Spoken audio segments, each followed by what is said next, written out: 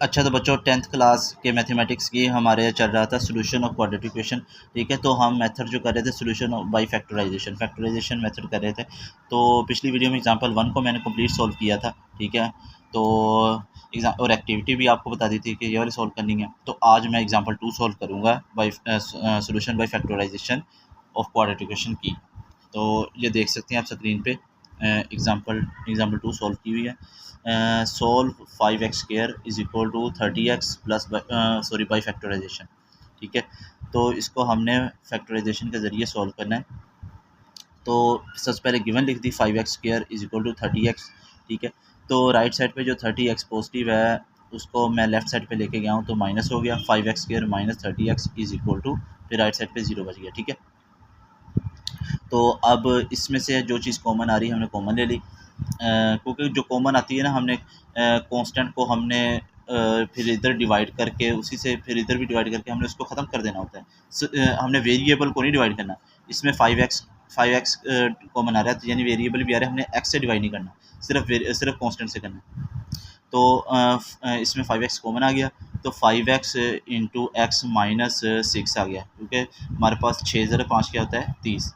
ठीक है, और ये एक्स आता गया माइनस इधर है, तो माइनस 30x आ जाता है हमारे पास। तो ये कॉमन लेने के बाद आया हमारे पास रिजल्ट इज इक्वल टू ये 0 एस एच आ गया। ठीक है, तो अब 5 से डिवाइड किया तो हमारे पास, या 5 से आप ना भी डिवाइड करें तो इससे क्या हमारे पास बनता है, तो हमारे पास either 5x is equal to 0 और x minus 6 is equal to 0। ठीक है, तो हमारे पास 5x इज इक्वल टू 0 से क्या इम्प्लाइज करेगा हमारे पास कि 5 इधर आके डिवाइड हो गया, तो 0/5 क्या होता है 0, x इज इक्वल टू 0 आ गया। ठीक है, और x minus 6 is equal to 0, 6 उधर जाके पॉजिटिव हो गया, तो x इज इक्वल टू 6 आ गया। तो हमारे पास 0 और 6 हमारे पास, ये हमारे पास सोल्यूशन है हमारे पास इस इक्वेशन का। ठीक है, तो ये सोल्यूशन सेट में लिख दिया, यानी ये रूट्स हैं इस इक्वेशन के।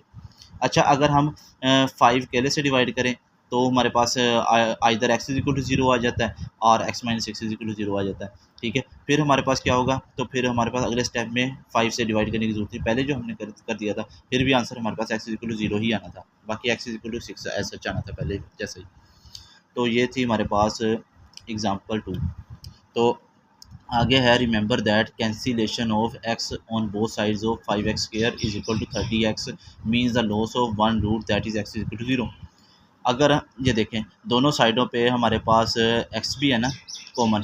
ठीक है, तो x कैंसिल करते हैं तो हमारे पास एक रूट खत्म हो जाएगा, तो क्वाड्रेटिक इक्वेशन का तस्वर खत्म हो जाएगा।